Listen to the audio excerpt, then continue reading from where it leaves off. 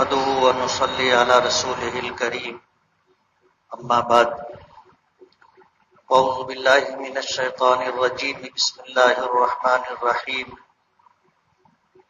واعبدوا الله ولا تشركوا به شيئا وبالوالدين احسانا وبذي القربى واليتامى والمساكين والجار ذي القربى والجار الجنوب والصاحب بالجنب وابن السبيل وما ملكت أيمانكم إن الله لا يحب من كان مختالا فخورا وقال النبي صلى الله عليه وسلم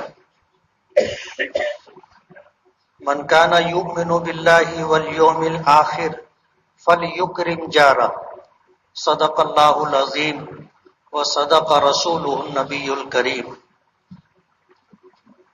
بزرگان محترم اور عزیز دوستو،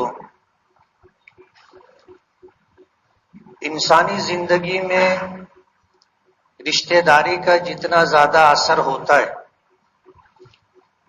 ان رشتہ داریوں کو اگر دیکھا جائے تو ماں باپ ہیں، بھائی بہن ہیں، بیوی بچے ہیں، دور قریب کی اور رشتہ داریاں بھی ہوتی ہیں۔ انسانی زندگی کی خوشگواری اور ناخوشگواری، انسانی زندگی میں چین و سکون، تحفظ اور انسانی زندگی میں اصلاح اور بگاڑ کے اثرات، ان رشتہ داریوں کے بعد سب سے زیادہ جس چیز سے متاثر ہوتے ہیں وہ پڑوس ہے۔ نبی کریم صلی اللہ علیہ وسلم نے فرمایا ما زال جبرائیل یوصینی بالجار حتی ظننت انہ سیورثہ، کہ جبرائیل مجھے پڑوسیوں کے بارے میں، ان کے حقوق کے بارے میں اتنی زیادہ تاکید کرتے رہے کہ مجھے یہ گمان ہونے لگا کہ انسان کے مر جانے کے بعد اس کے مال میں وارثوں کی طرح پڑوسیوں کو بھی حصے دار بنا دیا جائے گا۔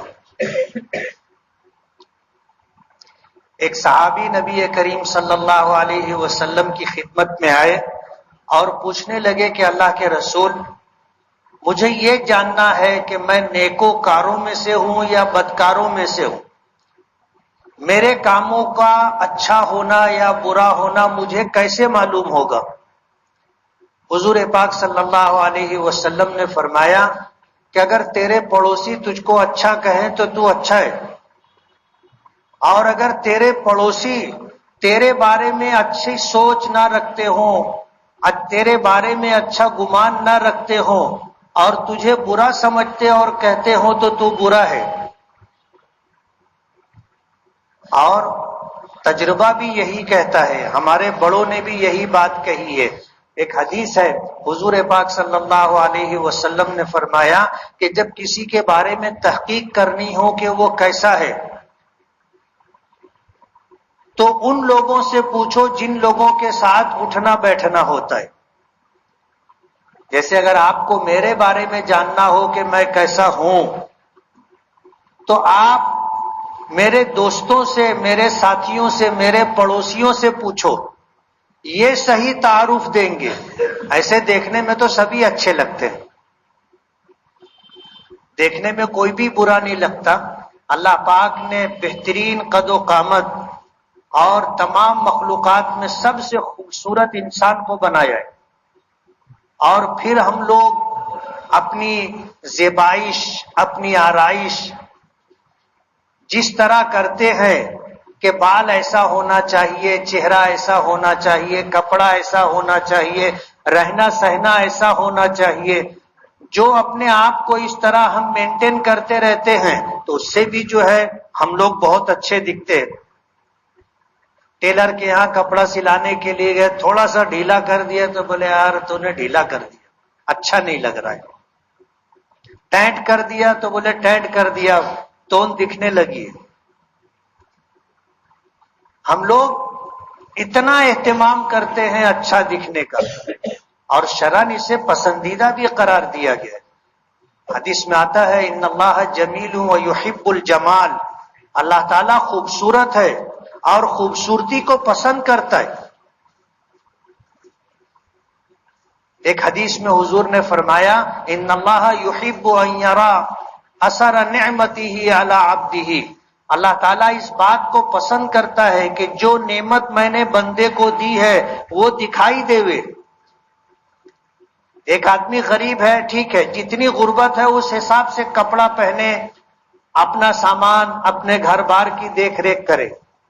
ایک آدمی درمیانی درجے کی حیثیت رکھتا ہے، اس طرح رہے.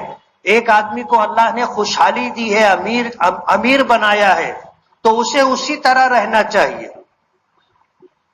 اللہ تعالیٰ اس بات کو پسند کرتا ہے کہ میں نے بندے کو جو نعمتیں دی ہے وہ نعمت اس پر دکھائی دے. بعض لوگ ایسے ہوتے ہیں کہ خوشحالی بہت ہوتی ہے لیکن بخیل اتنے ہوتے ہیں کہ نہ اچھا پہنتے ہیں، نہ اچھا کھاتے ہیں، نہ سواری اور رہائش کا دیکھ بھال کرتے. جس حیثیت میں اللہ نے رکھا ہے وہ حیثیت دکھنی بھی چاہیے. ایسا نہ ہو کہ آدمی بہت امیر ہو لیکن کسی کے پاس جائے تو اس حالت میں جائے کہ اس کو آتا دیکھ کر اس کے دل میں یہ گمان پیدا ہو کہ شاید یہ کچھ مانگنے کے لیے آ رہا ہے. یہ حالت نہیں ہونی چاہیے. اللہ نے نوازا ہے تو اللہ کی نوازشات دکھائی دینی چاہیے، اس کے اثرات دکھائی دینے چاہیے. تو اللہ تعالیٰ جمیل ہے، جمال اور خوبصورتی کو پسند کرتا ہے. ایک حدیث میں آتا ہے ان اللہ نظیف ویحب النظافہ، اللہ تعالیٰ صاف ستھرا ہے اور صفائی اور ستھرائی کو پسند کرتا ہے.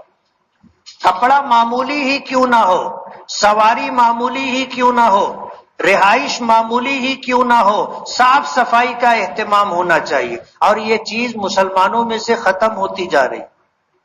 آج لوگ کہتے ہیں کسی علاقے میں کسی شہر میں گئے جہاں سب سے زیادہ گندگی ہو سمجھ لینا چاہیے کہ یہ مسلمانوں کا علاقہ ہے. جہاں سب سے زیادہ اتی کرمن ہو سمجھ لینا چاہیے کہ یہ مسلمانوں کا علاقہ ہے.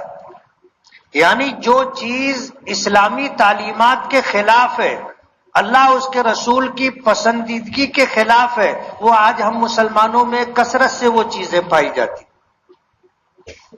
تو ایک صحابی نے حضور سے پوچھا تھا کہ میں نیکوکار ہوں یا بدکار ہوں کیسے معلوم ہوگا؟ تو فرمایا کہ جس کے تیرے پڑوسی اگر تجھ کو اچھا کہے تو تو اچھا ہے، اور تیرے پڑوسی اگر تجھ کو برا کہتے ہوں تو تو برا ہے. یعنی ہمارا تعارف ہمارے پڑوسی ہے.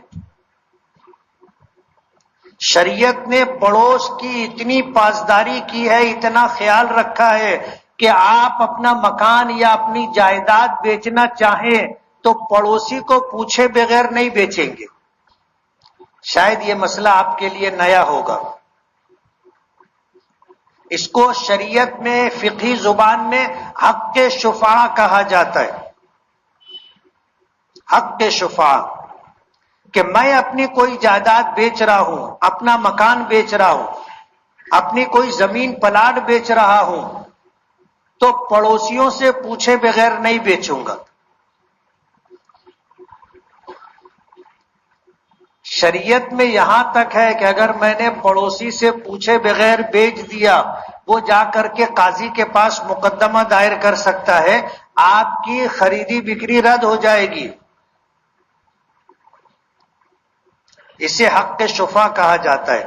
اگر میں اپنی کوئی پراپرٹی پلاٹ بیچ رہا ہوں تو اس کے خریدنے کا سب سے پہلا حقدار پڑوسی ہے.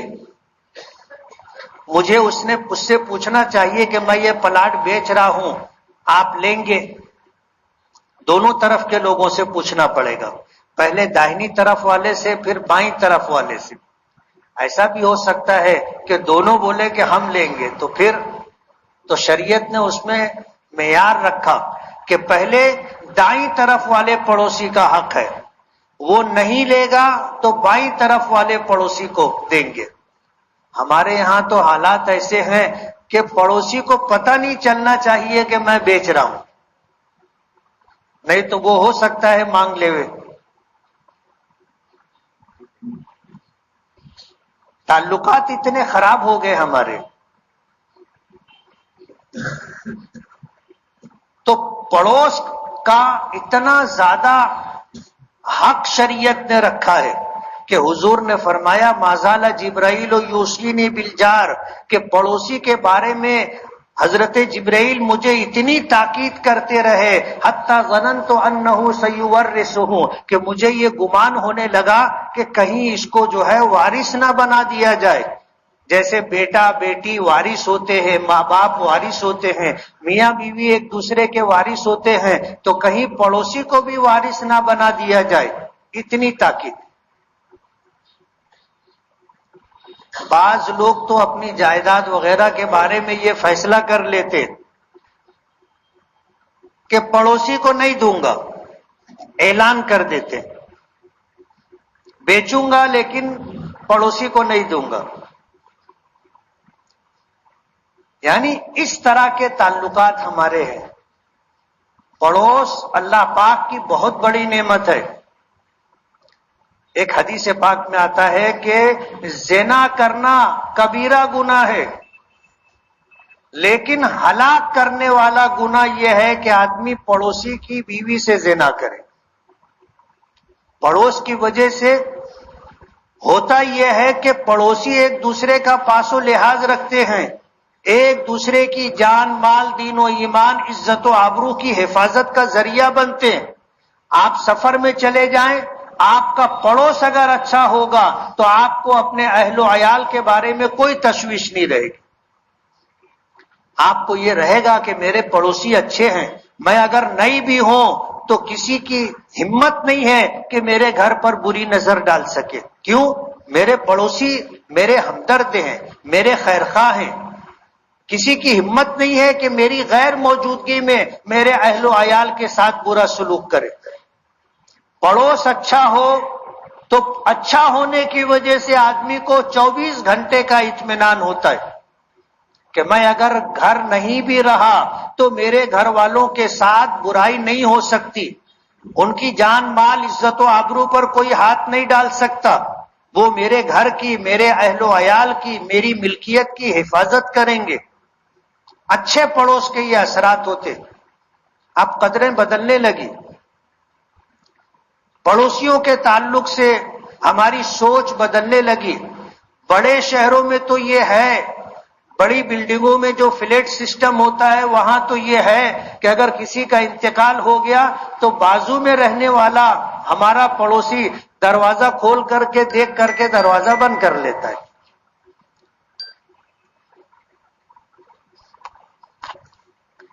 بڑے شہروں میں یہ ہو گیا ہے، بس اتنا ہی تعلق ہے کہ اگر انتقال ہو گیا تو وہ دروازہ کھول کر کے دیکھ لیں گے اور بند کر دیں گے۔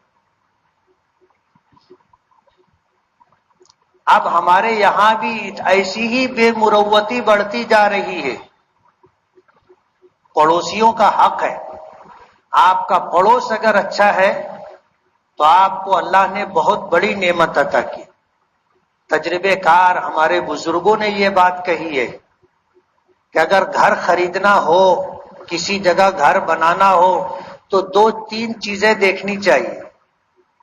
ایک تو یہ کہ مکان ایسا ہو کہ اس میں قدرتی ہوا اور قدرتی روشنی کا انتظام ہو، اور دوسری بات یہ دیکھی جائے کہ پڑوس اچھا ہو۔ اگر پڑوس اچھا نہیں ہے تو وہ مکان اچھا نہیں ہے، نہیں خریدنا چاہیے۔ پڑوس اچھا ہے تو مکان اچھا ہے، پڑوس اچھا نہیں ہے تو مکان اچھا نہیں۔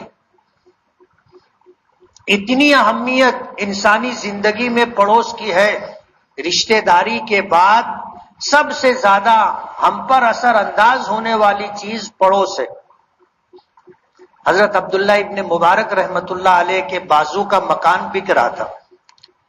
عبداللہ ابن مبارک رحمت اللہ علیہ ان محدثین میں سے ہے جن پر بہت کم کلام کیا گیا ہے، بہت کم کلام کیا گیا۔ ان کے پڑوس میں مکان بک رہا تھا تو اس مکان کی قیمت جو ہے بیچنے والے نے کہا کہ 1,00,000 درہم اس کی قیمت ہے۔ لوگ سنتے تھے تو ہنستے تھے۔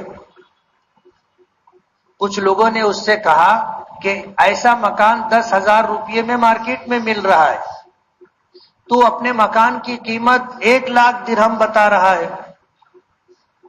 تو اس نے کہا کہ میرے مکان کی قیمت 10,000 درہم، لیکن پڑوس کی قیمت 90,000 درہم ہے۔ عبداللہ ابن مبارک رحمت اللہ علیہ کے بازو میں میرا مکان ہے، اور عبداللہ ابن مبارک کیا ہے تم کو معلوم نہیں ہے۔ عبداللہ ابن مبارک رحمت اللہ علیہ شام کو گھر آئے تو گھر والوں نے بتایا کہ پڑوسی اپنا مکان بیچ رہا ہے۔ عبداللہ ابن مبارک فوراً باہر آئے، پڑوسی سے ملاقات کی اور پوچھا کہ کیا بات ہے، تم اپنا گھر بیچ رہے ہو؟ تو اس نے کہا کہ ہاں۔ کہا کیوں اپنا گھر بیچ رہے؟ تو وہ کہنے لگا کہ میں مقروض ہوں، لوگوں کا مجھ پر قرض ہے اور قرض کی ادائیگی کا انتظام نہیں ہے، تو میں یہ مکان فروخت کر کے سستے علاقے میں مکان لے لوں گا، اور جن کا مجھ پر قرضہ ہے میں ان کا قرضہ ادا کر دوں گا، میں مقروض ہوں اس لیے مکان بیچ رہا ہوں۔ انہوں نے کہا کہ تم اپنا مکان مت بیچو، مجھے یہ بتاؤ کہ کتنا تم پر قرض ہے۔ اس پڑوسی نے بتایا تو عبداللہ ابن مبارک نے اس کو قرض حسنہ دیا۔ قرض حسنہ کا مطلب یہ ہوتا ہے کہ یہ تم پر قرض ہے، لیکن میں کبھی مانگوں گا نہیں، تقاضا نہیں کروں گا، اور کوئی مدت متعین نہیں ہے، جب تمہاری حیثیت ہوگی قرض ادا کرنے کی تم قرض واپس کر دینا۔ عبداللہ ابن مبارک رحمت اللہ علیہ نے اس پڑوسی کا قرض ادا کروایا۔ اب ظاہر بات ہے اس شخص کا یہ کہنا تھا کہ میرے مکان کی قیمت تو 10,000 درہم ہے، لیکن پڑوس کی قیمت 90,000 درہم ہے۔ ایسا پڑوس کس کو ملے گا؟ تو پڑوس کا بھی بڑا حق ہے۔ نبی کریم صلی اللہ علیہ وسلم نے فرمایا من کان یؤمن باللہ والیوم الآخر فلیکرم جارہ، جو آدمی اللہ پر اور آخرت کے دن پر ایمان رکھتا ہو اسے چاہیے کہ اپنے پڑوسی کا احترام کرے، اس کی عزت کرے۔ پڑوسی کا اکرام کرنا، پڑوسی کی عزت کرنا، پڑوس والوں کی جان مال دین و ایمان عزت و آبرو کا خیال رکھنا، اس کی نگہداشت کرنا، اس کی حفاظت کرنا، یہ ہر پڑوسی کی ذمہ داری۔ پڑوس اچھا رہنا چاہیے۔ اور ظاہر بات ہے پڑوس اچھا کیسے رہے گا؟ تالی ایک ہاتھ سے بجتی ہے نہیں، 2 ہاتھ سے بجتی ہے۔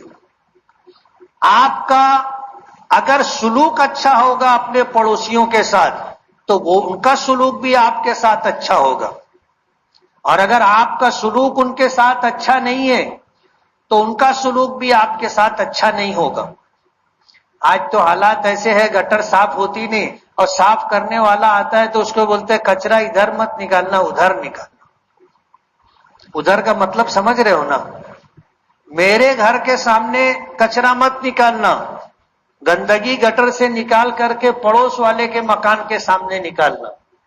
ظاہر بات ہے پڑوسی کو جب یہ بات معلوم ہوگی تو اس کی تو سوچ تمہارے بارے میں بدل جائے گی۔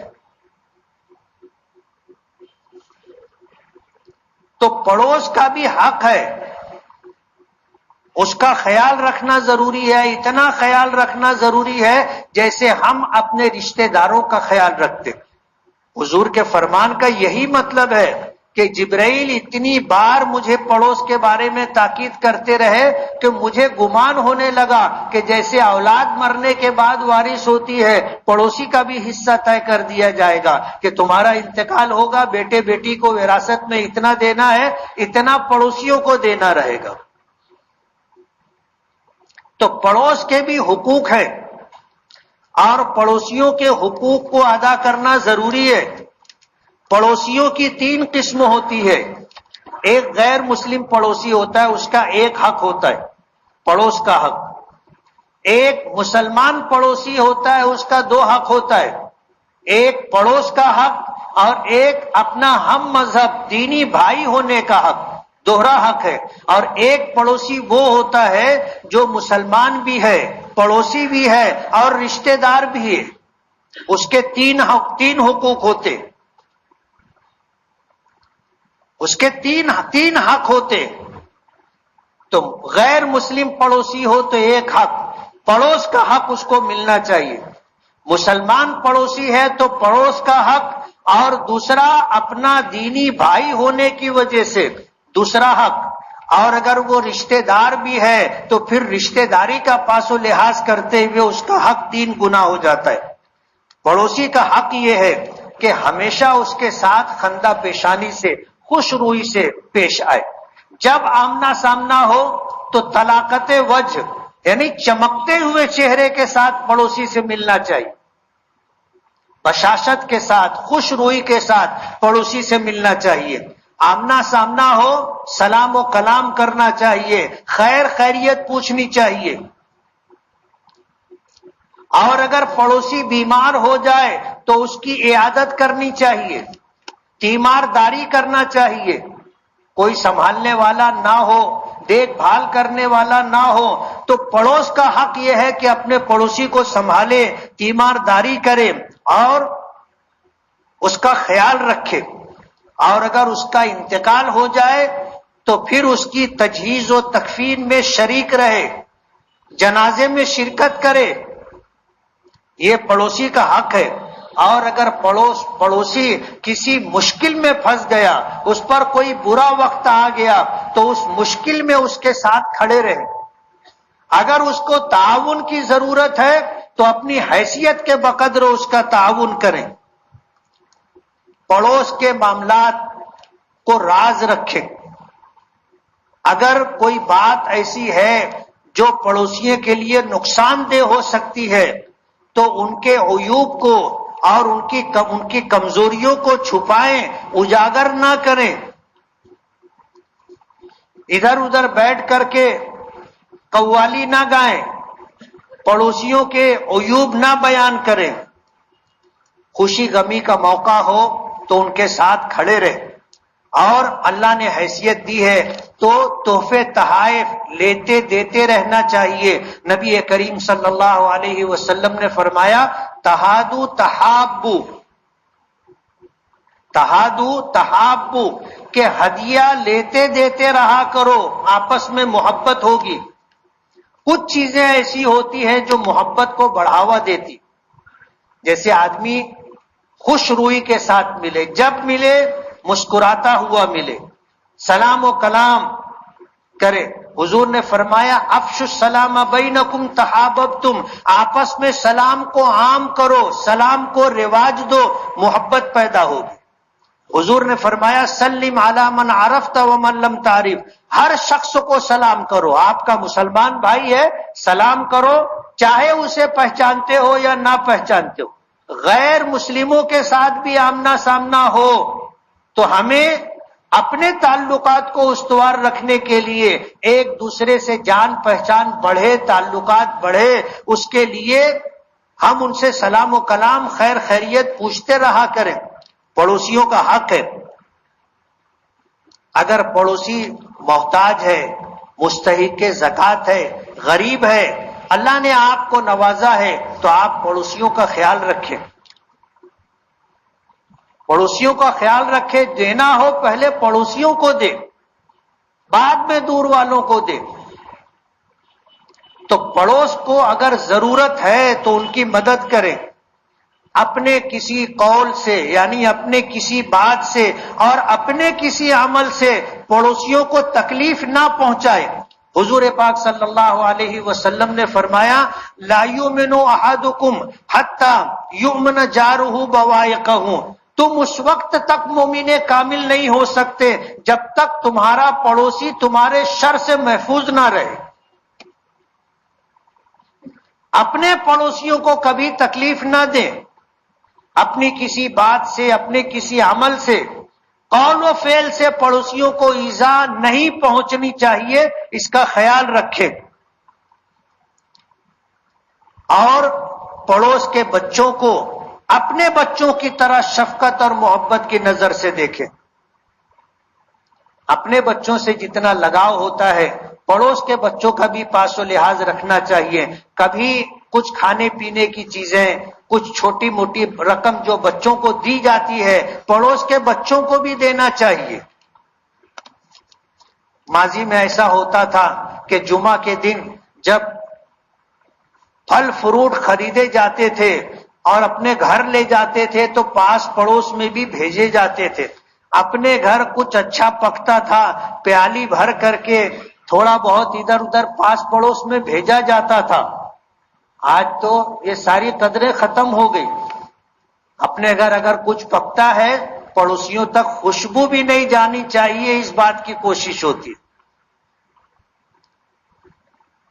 اپنے گھر کچھ پکے، حضور پاک صلی اللہ علیہ وسلم نے فرمایا کہ جب تم گوشت بناؤ پکاؤ تو شوربہ بڑھا کر کے پکاؤ اور ایک پیالہ آدھا پیالہ اپنے پڑوس میں بھی بھیجو.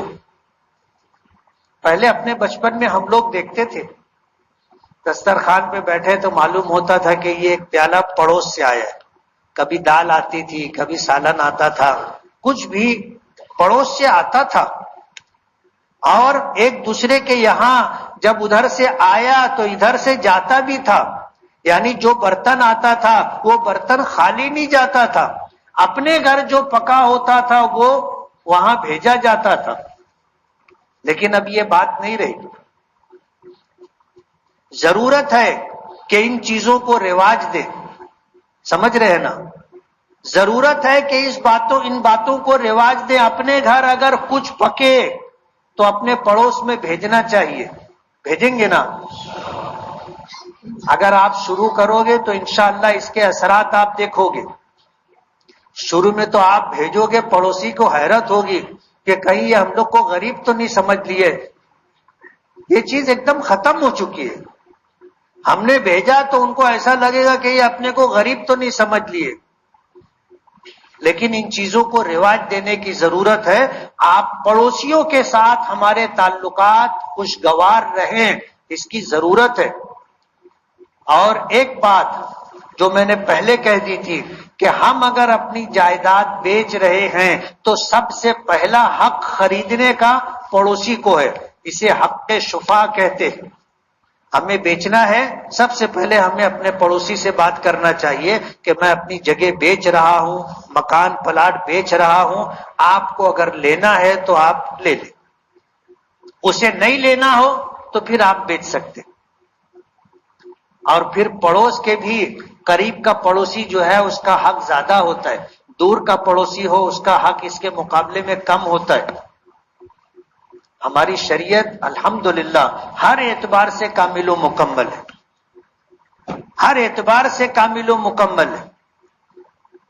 قرآن کریم کی جس آیت کی میں نے تلاوت کی تھی اللہ پاک فرماتے ہیں اللہ ہی کی عبادت کرو، وَاعْبُدُوا اللَّهَ، اللہ ہی کی عبادت کرو، وَلَا تُشْرِكُوا بِهِ شَيْئًا، اللہ کے ساتھ کسی چیز کو شریک مت کرو.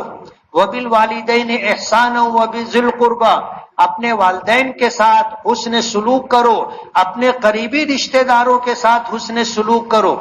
والیتاما، یتیموں کے ساتھ، والمساکین، مسکینوں کے ساتھ، والجار ذی القربى، اور قریبی پڑوسی رشتہ دار کے ساتھ. والجار الجنوب، وہ پڑوسی جو پڑوسی تو ہے رشتہ دار نہیں ہے اس کے ساتھ. والصاحب بالجنب، اور کچھ پڑوسی ایسے ہوتے ہیں جو عارضی طور پر ہمارے پڑوسی بن جاتے ہیں. یہ بہت اہم بات ہے جو اخلاق سے تعلق رکھتی ہے. ہم سفر کر رہے، ٹرین میں بیٹھے، بازو میں کوئی بیٹھا ہوا ہے، یہ ہے والصاحب بالجنب، ہمارے پہلو میں بیٹھا ہوا شخص تھوڑی دیر کے لیے، گھنٹہ 2 گھنٹہ، دن آدھے دن کے لیے ہمارے پاس میں ہے، اس کا بھی حق ہے. آپ اس کا بھی خیال رکھیں، اس کا بھی خیال رکھیں. بس میں سفر کر رہے ہیں، ہمارے ساتھ سیٹ پر بازو میں کوئی بیٹھا ہے، جہاز میں سفر کر رہے ہیں، ساتھ میں بازو میں کوئی بیٹھا ہے، آپ اس کی خیر خیریت لیں. آپ دیکھو ہماری شریعت کتنی خوبصورت ہے، اس کے احکامات کتنے شاندار ہیں. کہ وقتی طور پر بھی اگر کسی کا ہمارا ساتھ ہو گیا تو ہمیں اس کا پاس و لحاظ رکھنا چاہیے. وہ ہم سے بہتر بھی ہو سکتا ہے، ہمارے جیسا بھی ہو سکتا ہے، اور ہم اس کو اپنے سے کچھ کمتر بھی سمجھ سکتے، سوچ کی بات ہے. لیکن وقتی طور پر بھی اگر کوئی ہمارا ساتھی بن گیا تو ہمیں اس کا خیال رکھنا چاہیے. پانی کے لیے پوچھ لیں، اگر کوئی ضرورت ہو تو بڑھ کر کے ان کا کام کر دیں.